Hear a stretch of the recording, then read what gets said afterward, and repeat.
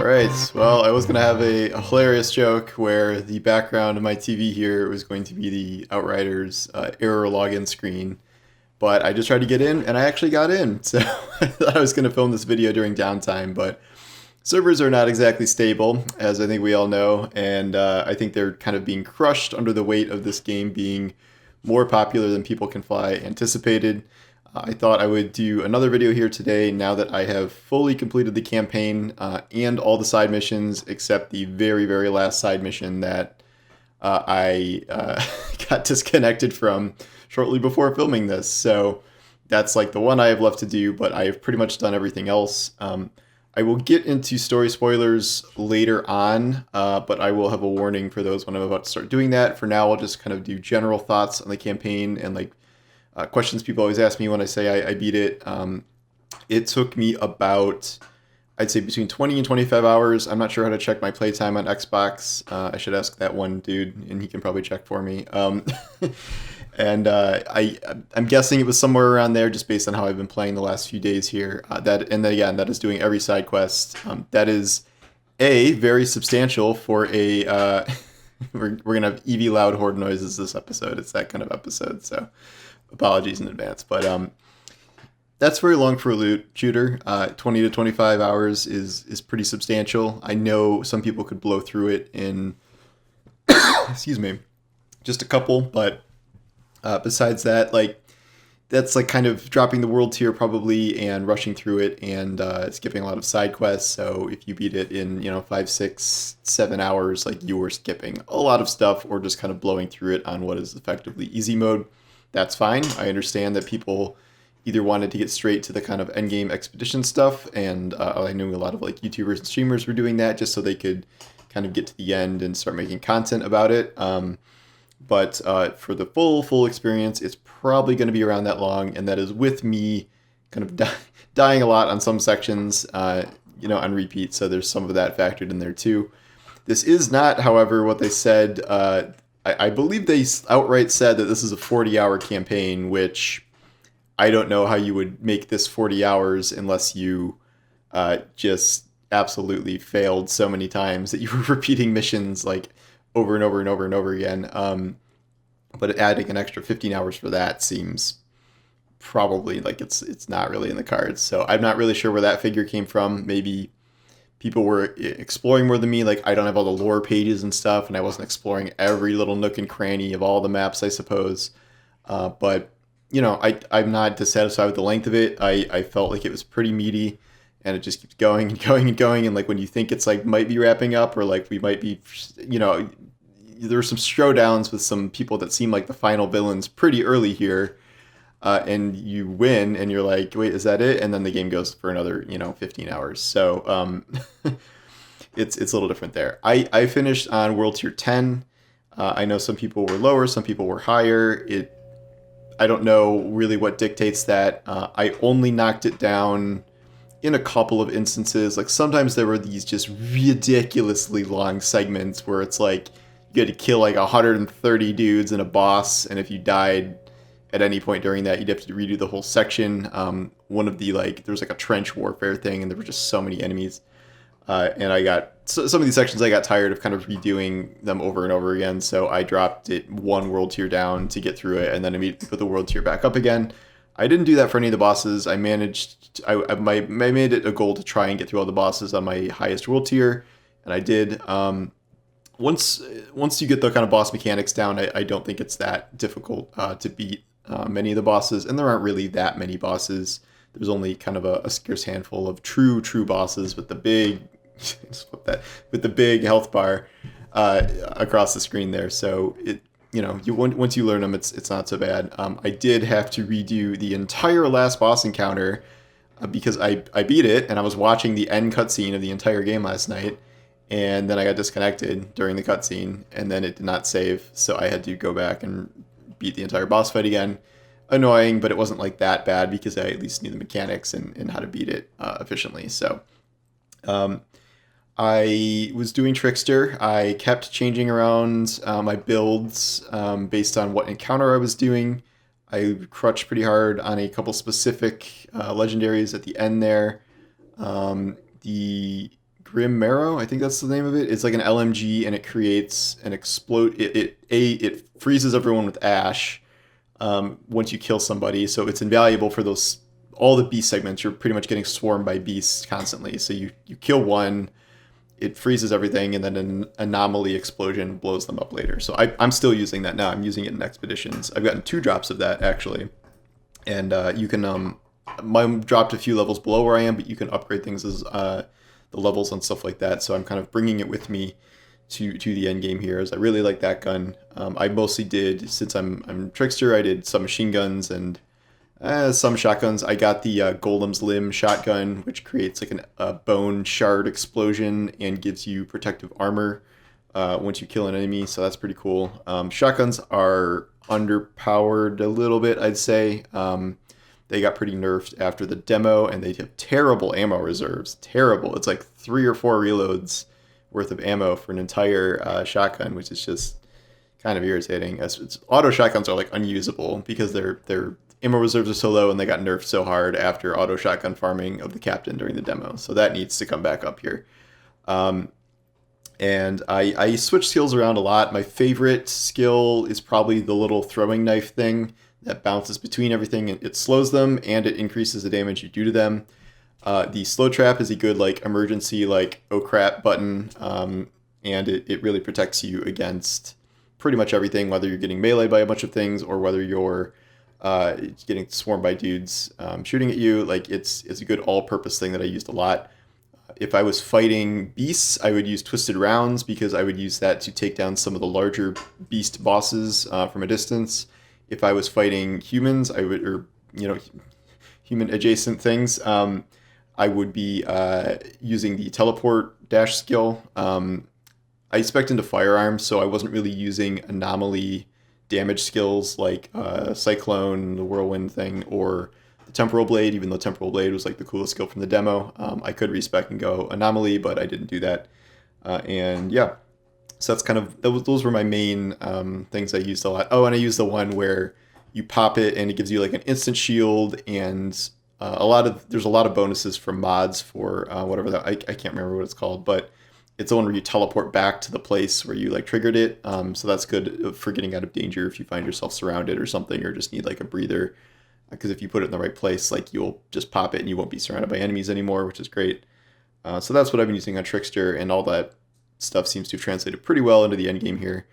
I do want to kind of get into the story now, and I will get into progressive spoilers as time goes on. There's kind of something that happens in the middle of the game that is like the premise of half the game that did surprise me and was not in the marketing at all. But it's kind of impossible to talk about the story without talking about that at all. And then one thing I like about this is like it keeps peeling back layers. Like you think you know what this game is, and like they really did hide a lot in the marketing, which I find kind of impressive now in hindsight. And then they keep having these reveals, and I was genuinely interested into where this whole story was going and how it would be resolved by the end. I don't know how satisfied I am by the end, but we'll talk about that in a second. So spoiler warning for the actual story content, I guess. At a certain point, you're in this like village, like the lore is like you can't get out of this valley. The anomaly is too strong, and you can't venture into this forest because no one has ever come back from there. You go there and you find a village full of people that live there in peace because they figured out a cure for this black fungus thing. Of course, they're evil. They're secretly evil. Like who, everyone expected them to be evil. But you discover that they have an alien hostage there, not like a beast alien, like an actual intelligent speaking alien there that somehow speaks English, which actually makes more sense than it initially looks like, because they get into that later. So we did not know that there were going to be aliens in this game because they were not in the trailer at all. This was supposed to be kind of like people fighting among themselves over the scraps of this world and like beasts attacking you, but there is an entire alien race. Story-wise, that's interesting. Like it was a race of people that were there before we got there, but something bad happened to them and wiped them out essentially. And you end up fighting beast of like rage-induced versions of this race. Like the one we befriend is peaceful, but there are like, they call them ferals, which are like aggressive psycho ones that would just want to kill you. Uh, Combat-wise, they pretty much function almost identically to human enemies. There's really barely any difference. They have a couple captain type enemies that are a little different. There's one that's like a shaman that just does tons of lightning attacks, and that was honestly one of the harder fights I thought in the game.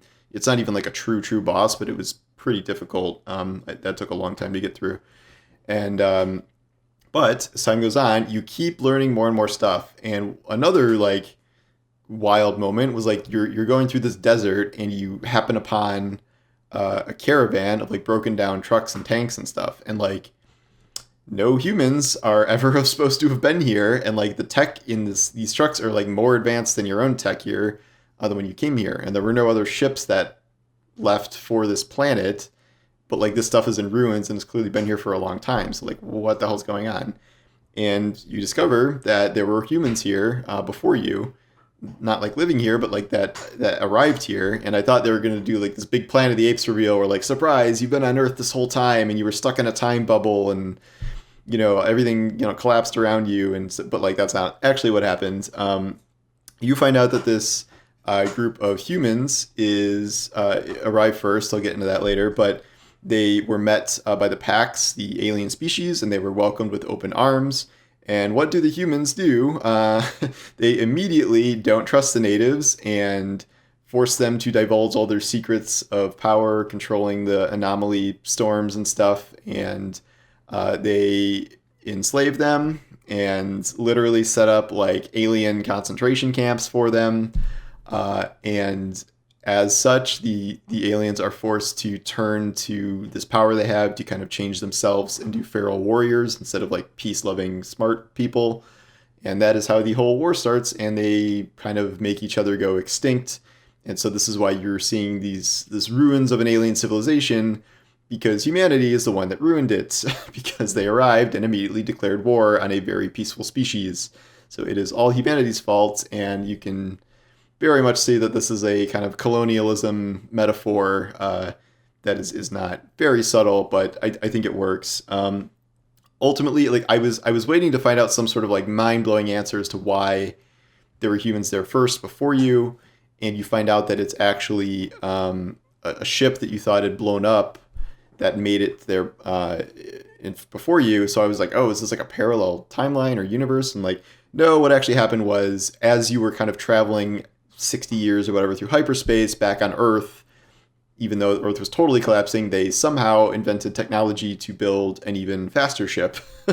And so they built that, and then the ship got there, maybe that's very loud, X amount of years ahead of you, and they had been there for I don't know how long, decades, a good amount of time, because some of the humans you find are at least one or two are still alive, so I think it's maybe been 40, 50 years, 30 years, something like that. So they were there and they screwed up all the alien stuff. And because they killed all the aliens were kind of part of the ecosystem of the planet, and they were able to control the storm. And as soon as they wiped out the alien race and made them extinct, the storms consumed pretty much the entire planet, mutated all the wildlife, and is the cause of all your current problems. And the game ends with like not really an ending. It like ends to set up the end game, which is that you make contact with your mothership and you're able to send down supply pods. The supply pods are the expeditions, and every expedition in the game is you kind of collecting supplies from these pods, which is naturally all weapons and armor. And it's like the loot that you get. So you open a drop pod and it's like a big loot chest and a bunch of stuff comes out. So that's like the story resolution, but it's also the end game setup, which I thought is kind of neat. I thought the grand reveal wasn't quite as good as the mystery that came before it, but it's the old Lost problem, and the journeys and the destination, or the destinations in the journey, something like that.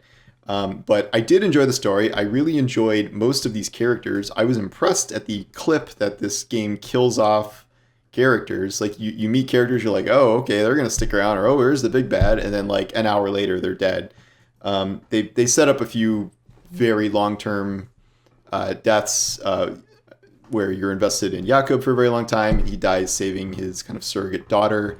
And they do some kind of interesting things with people. Like they super invest in characters I don't even I wouldn't even necessarily have pinned that on. Like, there's some henchman for one of the sub bosses of one of the cities, and she ends up in your group, and she's following you around, and then she accidentally gets powers for like 30 seconds, and there's a boss battle against her, and then she accidentally crushes herself with a rock, and then is in a wheelchair for the rest of the game, but she's still on your party. So that's just kind of unexpected turns for these different characters. I really liked my main character. I did the female Outrider, and her voice work is very good. I really like kind of her, I call it annoyed superhero attitude. I think that's really funny. And I think the writing in this got better over time, and the performance capture and all that was actually pretty good. But yeah, so overall, I like the story. I think it's pretty substantive for this genre.